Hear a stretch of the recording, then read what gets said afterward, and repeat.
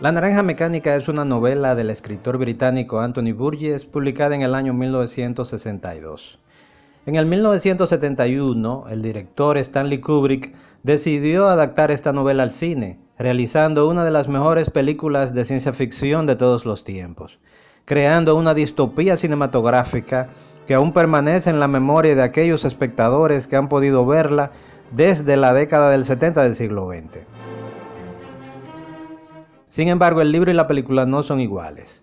Presentan una serie de diferencias y algunas son fundamentales. Anthony Burgess fue un reconocido escritor, para quien La Naranja Mecánica es uno de sus libros menores. También era músico, escribiendo 2 sinfonías que han sido elogiadas por la crítica especializada.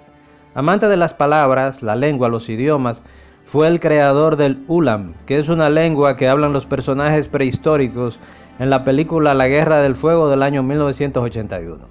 Esto puede notarse en su libro, puesto que Burgess creó un lenguaje especial con el cual se comunicaban los protagonistas de La Naranja Mecánica. Este lenguaje estaba sacado principalmente del idioma ruso y Burgess veía su novela como si fuese una clase intensiva de ruso. Por ejemplo, la palabra drugo significa amigo, filosa es una mujer, nocho es un cuchillo, ubivar es matar y así sucesivamente. Aunque las ediciones más recientes de la novela cuentan con un glosario al final del libro, Anthony Burgess nunca estuvo de acuerdo con traducir las palabras del Nadsat, que es el nombre de la forma de hablar de los pandilleros. Burgess consideraba que La Naranja Mecánica era una de sus novelas menos logradas y nunca le gustó la película de Kubrick, considerando que dejaba un mensaje confuso en los espectadores cuando su idea principal se basaba en la transformación moral de su protagonista, Alex.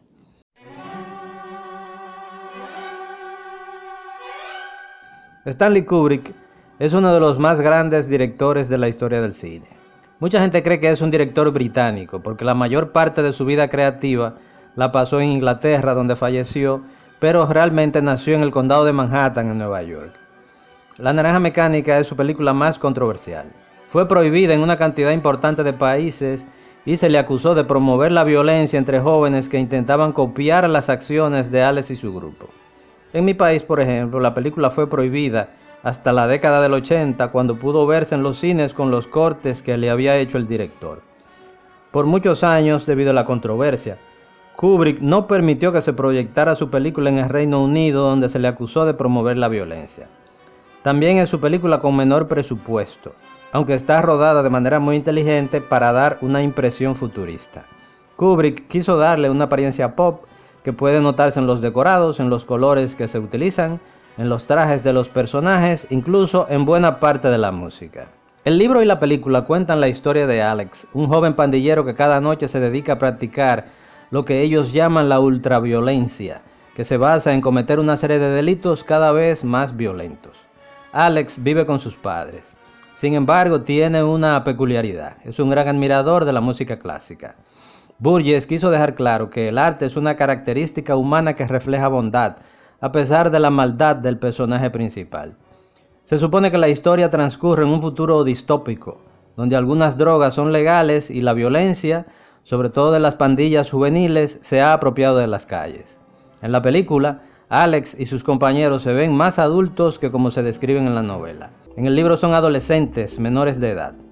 En la escena en la cual Alex tiene relaciones sexuales con 2 jóvenes, en la novela son 2 niñas de alrededor de 10 años a quienes Alex las droga sin que se den cuenta y luego abusa de ellas. En la película pueden verse mujeres adultas que al parecer han dado su consentimiento para tener relaciones sexuales con él. Debido a que ha tenido una serie de discusiones con sus compañeros, cuando la pandilla asesina y viola a una mujer, Alex es traicionado por ellos hasta que es atrapado por la policía. Es internado en una cárcel. Sin embargo, en la novela es maltratado por la policía y por los compañeros de celda que son peores que él.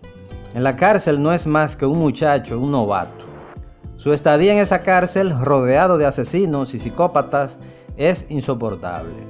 Nada de eso puede verse en la película, así como muchas otras de las atrocidades que comete Alex con su pandilla, quizás porque su metraje es limitado. Sin embargo, esto provoca que pensemos que en la película Cuando Alex decide someterse a un tratamiento experimental que reprimirá sus actitudes violentas, lo haga simplemente porque quiere aprovecharse del sistema, aparentando que ha cambiado su forma de ser. Incluso se aprovecha del sacerdote de la prisión. Pero en la novela no es así. Alex quiere someterse al tratamiento, quiere salir de la cárcel porque es maltratado por los policías y los demás presos, puesto que debemos tener en cuenta que Alex en el libro no es más que un muchacho, un adolescente. Cuando decide someterse a un tratamiento experimental que reprimirá a través del dolor sus tendencias violentas, entonces Alex se convierte en una víctima. El libro tiene un capítulo final que no aparece en la película.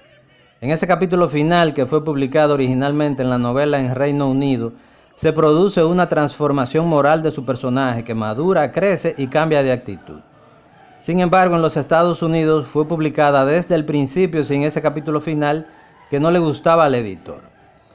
La edición norteamericana fue la que tomó Kubrick para realizar el guión de su película. El novelista pensaba que Alex debía cambiar su conducta para transmitir en el lector un mensaje de cambio y redención, pero sin ese capítulo final no existe ningún mensaje ni cambio. El personaje principal continúa siendo lo que siempre ha sido, como puede notarse en la escena final de la película, un sociópata y un antisocial ultraviolento. Ahora bien, en lo que coincide en el libro y la película es en la necesidad humana de la elección. Cuando es sometido al tratamiento, Alex ya no es un ser humano porque ya no tiene la capacidad de elegir entre el bien y el mal. El mal existe porque somos seres humanos y tenemos la capacidad de elegir. La libertad total y la capacidad de elegir el bien por sobre el mal es de lo que ha hablado Immanuel Kant en su imperativo categórico. Si el hombre es completamente libre, entonces su elección será siempre hacia el deber, hacia el bien. Alex es un verdugo al principio, un sociópata que disfruta con sus actos delictivos, pero desde el momento en que se le somete a un tratamiento que le impide elegir, se convierte en una víctima. Regresa a la casa de la mujer que ha violado y del hombre al que ha dejado en una silla de ruedas. Se encuentra de nuevo con sus compañeros. Pero como no puede elegir, como no puede defenderse, las víctimas se convierten en sus verdugos. El hombre de la silla de ruedas quiere vengarse, sus compañeros de pandilla, que ahora son policías, intentan ahogarlo. Él es la víctima. La sociedad, los gobiernos, incapaces de entregar completa libertad de elección a sus ciudadanos, tienen respuestas políticas a los problemas de la violencia. Siempre hay una respuesta política. El sociópata se convierte en un héroe mediático debido a la ineptitud de las autoridades. La víctima, al final de la película, no así del libro, se convierte de nuevo en el verdugo. Sin libertad no existe ninguna transformación. Sucede como en la dialéctica del amo y el esclavo de Hegel. Dos conciencias se encuentran y una quiere doblegar a la otra. Las dos conciencias luchan por la supremacía. Una de ellas será más fuerte que la otra, convirtiéndose en el amo, aunque para ello deba poner en riesgo su propia vida. El esclavo es el vencido, puesto que no puede enfrentarse al amo, no quiere morir. Alex quiere ser amo y quizás lo logra en la película de Kubrick, pero no en la novela. Su rebeldía al orden social es considerada como maldad. Es el amo cuando se le da la oportunidad de elegir. Es el esclavo y la víctima cuando no puede elegir entre el bien y el mal, como sucede con la mayoría de los ciudadanos en nuestras sociedades. El libro y la película nos hablan de la capacidad de elegir entre el bien y el mal. Somos seres humanos porque podemos elegir. En un sentido divino, Dios nos ha entregado el libre albedrío y elegir el mal conlleva la condena eterna. Pero en un sentido filosófico y social, en un sentido kantiano, un hombre completamente libre elegirá siempre el bien y si elige el mal significa que no es libre.